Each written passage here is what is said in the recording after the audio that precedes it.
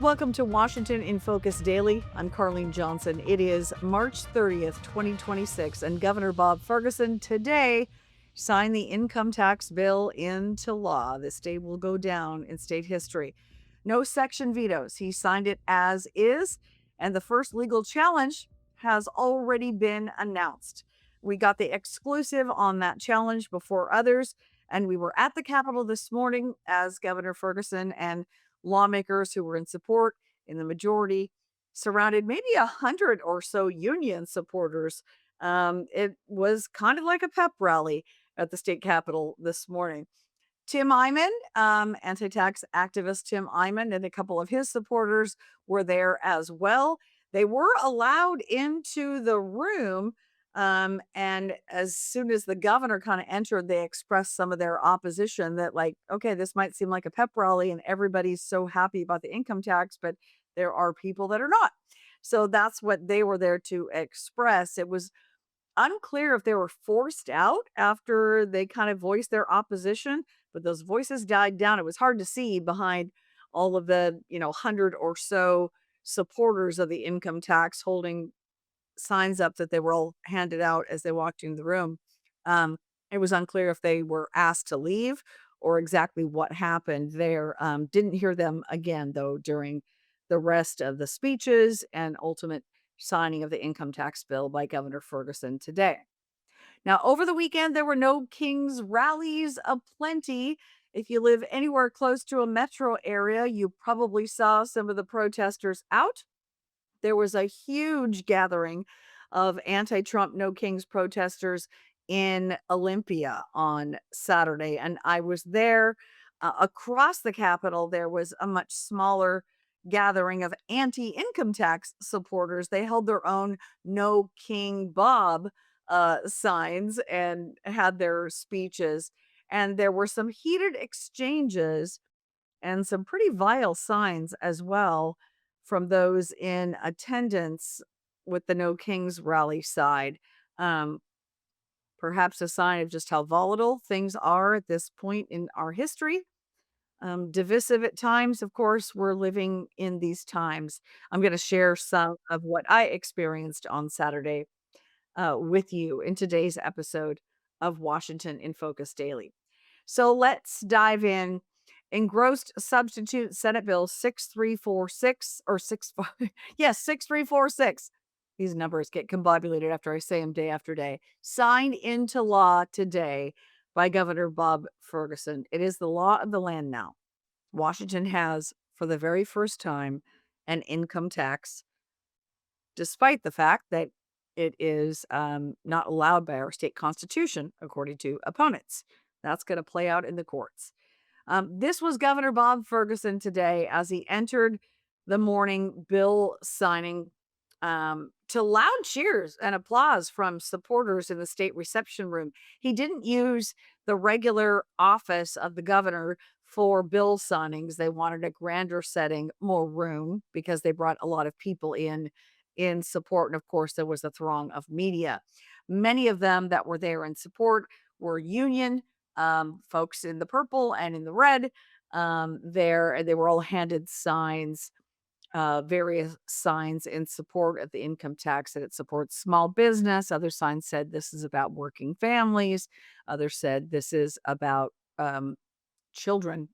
So that's what the signs read as folks came in. And then you can hear, I think in this video, you can hear, it's faint, but you can hear it in the background, a couple of the opponents who were allowed into the event, but they didn't stay long. I should tell you, I overheard a conversation as Tim Eyman and a couple others were at the very front of the line to get in, were then told, you got to go to the back of the line now and go through security, because they were, making sure that it was safe. Some of these more high profile, obviously volatile bill signings, you end up having to go through security. Reporters not don't usually have to do that, but everybody else does, and make sure you're not bringing a weapon in.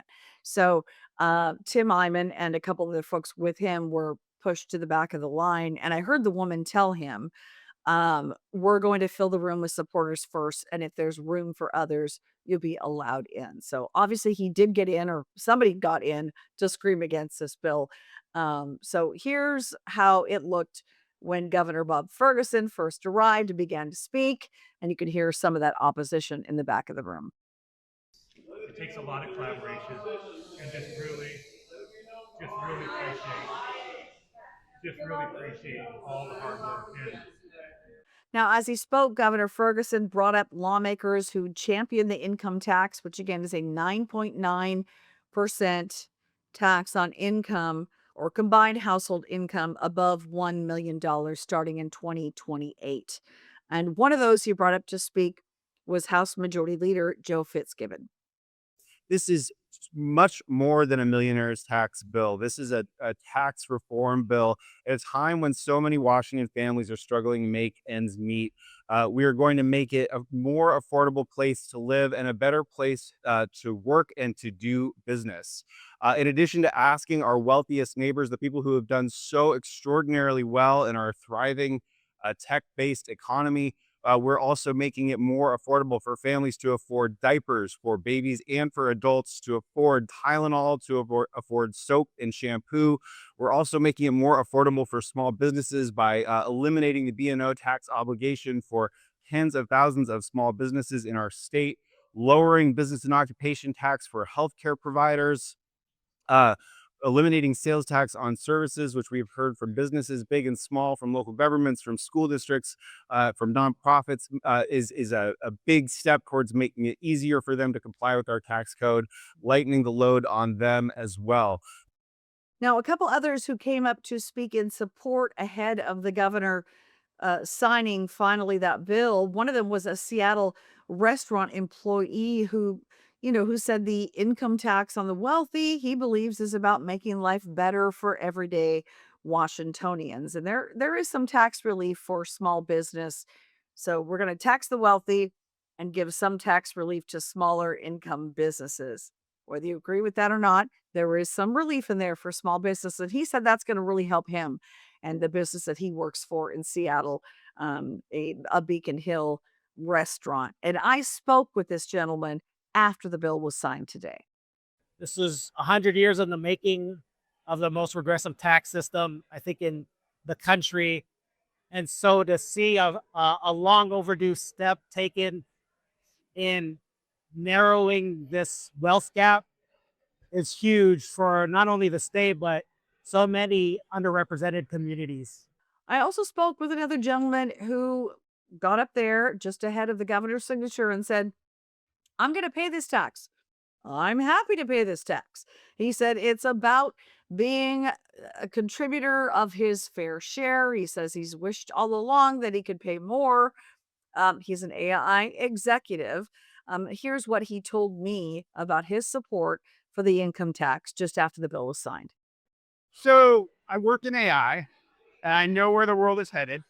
And a tremendous amount of income and wealth is going to flow from all over the world into our tech-centered economy and into our household for that matter. And so when I said in my testimony, this is a generational opportunity. It's almost like we're Alaska before the gold rush. But it's as if we would refuse to tax gold, right? We should be taxing the income and wealth that's going to be created over the next decade for the benefit of everybody in the States. But it's also, so the benefit of us in tech too. Like, we need educated workers, right? If we want to grow. We're part of a community, and just because you can afford whatever you want from private sector doesn't mean you live outside of the public sector, right? If you're a multi-billionaire, maybe you can, build your own park or fund your own symphony. But we're a part of a neighborhood and a community, and we care about the parks, we care about the schools, and we care about the small businesses because we're customers. My understanding is it's only a 1930s 5-4 decision that thinks that income is property that was in the state. And if you look at what federal income tax is considered an excise tax. So I think we've had an oddball opinion on the books for a long time, and I think it's time for that to come a dull way. And again, before the bill was signed into law today, Citizen Action Defense Fund announced a legal challenge is coming. In fact, likely to be officially filed later this week. And former Attorney General Rob McKenna has partnered with Citizen Action Defense Fund to lead the charge in this battle. So here is CADF Executive Director Jackson Maynard, who spoke with me just outside the legislative building after this morning's bill signing.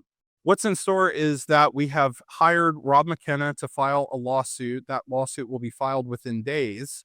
And we will be challenging this unconstitutional income tax that the governor just signed into law.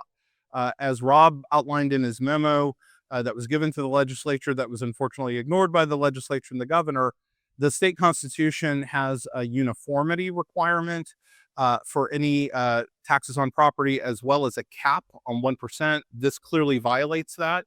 And so those will be the arguments, among others, that we make in the lawsuit when we file it within the next few days. What I'm hearing is there's a lot of fear about this tax that's justified not only from the people, the businesses and the business owners that are in the process of moving from the state, but also for just people in the state who are concerned that this is not going to just be limited to the folks identified in the bill, that this is going to become a statewide income tax that is going to affect everybody. Again, it will be along with CADF, former AG Rob McKenna, who they have retained to lead this constitutional challenge to the state's first income tax. Again, likely to be filed, that legal challenge, later this week. And McKenna, in today's press release, where they were announcing that legal action, said in part, I want to put up this graphic, our state constitution is clear, and the courts have been equally clear for nearly a century. Income is property, and progressive income taxes are unconstitutional under existing law. They're preparing that challenge in court. Now, it was perhaps notable that when this bill signing ended today, there were no questions for reporters. This reporter, as I'm sure other reporters who were in attendance, had some pointed questions for the governor. He did not receive our questions today. Instead, he turned around to supporters and was taking selfies and signing autographs and, basically just celebrating the passage and the signing into law of the state's first income tax today. We will be at tomorrow's bill signing. There are a number of bills yet to be signed in these last days of the period that the governor has to sign up until April the 2nd. So we're going to be there and attempt to get our questions answered by Governor Ferguson, as we were not able to get a question in today. So in case you were out and otherwise occupied this past weekend, as most of us should be, there were no King's anti-Trump protesters out in force on Saturday, not just here in our state, but across the country. Pretty remarkable. It was a huge showing in Olympia. And I would say, I'm not really good at crowd estimates, but I would say there had to be at least 5,000 people gathered around the fountain at the Capitol, and the grass around there, and even spilling over into other parts of the campus. And then across the aisle from Capitol Way, there were about 50 or so anti-income tax folks. There were no King Bob demonstrators. They had their signs out. And I spoke to a couple of those folks as to why they made the trek to Olympia on a beautiful Saturday in opposition to the governor's income tax. Yeah, no, he affects us more because he's our president in this state, basically. He's our governor. So his actions affect me more than like his 8 billion new taxes, him going against the Constitution of the United States and imposing an income tax, which is not going to stay at $1 million because all the millionaires are leaving now. So it's going to go down to 700. It'll go down to 500. Eventually it'll go down to 200,000. Pretty soon it'll be income tax for everybody. It's without representation too. We didn't get a vote on this, on the 8 billion new taxes. We didn't get a vote on the income tax. So And it's it seems like every ballot we get, there's an initiative or we're voting on something for a tax that was passed without representation of the people. or the car when tabs. when are we going to address that? I mean, we got to start addressing our issues at home, or else we're going to be too dismayed to take it anywhere else right now. Yeah, and like car tabs, we voted car tabs down 10 times, and the Congress just says, no, we're going to implement it anyway. Yep. It's like the people spoke. There's They don't no want car tabs. representation for taxation at Yeah. all in this Yep. state, and Yep. it needs to change. There were some very heated exchanges when the No King Bob folks, the folks that were there in opposition to Governor Ferguson and the income tax, they finished their rally and then their speakers lined up on the east side of Capitol Way. And that was sort of when you have these big rallies in Olympia, you have to go through the Department of Enterprise Services with the Capitol and State Patrol and say, we're going to have, we think this many protesters, they're going to have that many, keep us apart. And so everybody has kind of their designated sides. Now, of course, it's all public right of way and you can cross from one side to the other. And folks were, but the larger group, and certainly the more volatile group, I would say, based on their signs and some of the things I heard them chanting on Saturday, some of those folks came across to the side of the No King Bob side of Capitol Way. And there were a couple of folks, in fact, one gentleman in particular, who said he had served in the military.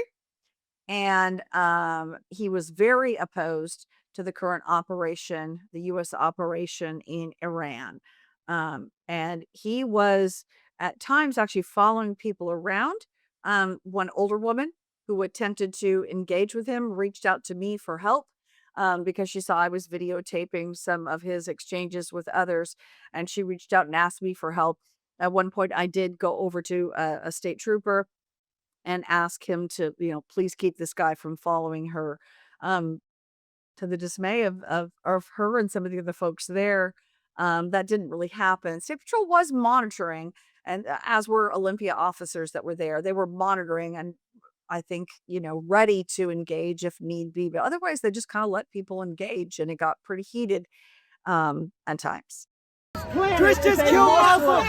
Christians kill Muslims! Christians kill Muslims! Christians rape children! Literally raping children! Literally raping children! What's that for? What's that? It's just, I'm trying to de-escalate it, so it sounds like a school alarm. That's how I treat toddlers who are about to fight. So I'm just trying to calm them down. Go enlist! Go enlist! Go enlist! Go enlist! Why don't you go enlist? Go enlist! Go enlist! Go enlist! Go enlist! Go enlist! Go enlist! Donald Trump! Yellow! Yellow Valley! Go enlist, Yellow Valley! Go enlist, Yellow Valley! Go enlist! We are not! We are founded on the freedom of religion! You people are stupid! So I didn't see any fisticuffs. I don't think anything got to the point of violence. It certainly felt very tense at times walking through the crowd. There was a woman I had an exchange with who had a dead pedos can't rape sign. And I asked her about the meaning of that, if that was directed supposedly at President Trump. But she said, well, if they're dead, they can't rape children. I said, well, who? And she whispered in my ear. You couldn't hear it in my recording, but she was talking about President Trump. And so I questioned her. It seems like a, pretty provocative thing to say and state. But that's the kind of thing that we saw, as well as many children in the in the crowd, I should say, carrying some pretty vulgar messages, signs I'm sure their parents made, and then they had their kids there with them to sign. So think what you will about that. Free speech, of course, abounds. But this isn't the end of these kinds of rallies and confrontations. And I guess something we should probably continue to talk about how we cover it and, what we're promoting in our own families and in our society. So this is the day, March the 30th, the income tax bill signed into law by Governor Bob Ferguson. And later this week, the legal challenge expected to be officially filed by Citizen Action Defense Fund with lead counsel, former Attorney General Rob McKenna. So stay tuned for that and much more Otherwise, thank you for watching today's episode of Washington in Focus Daily.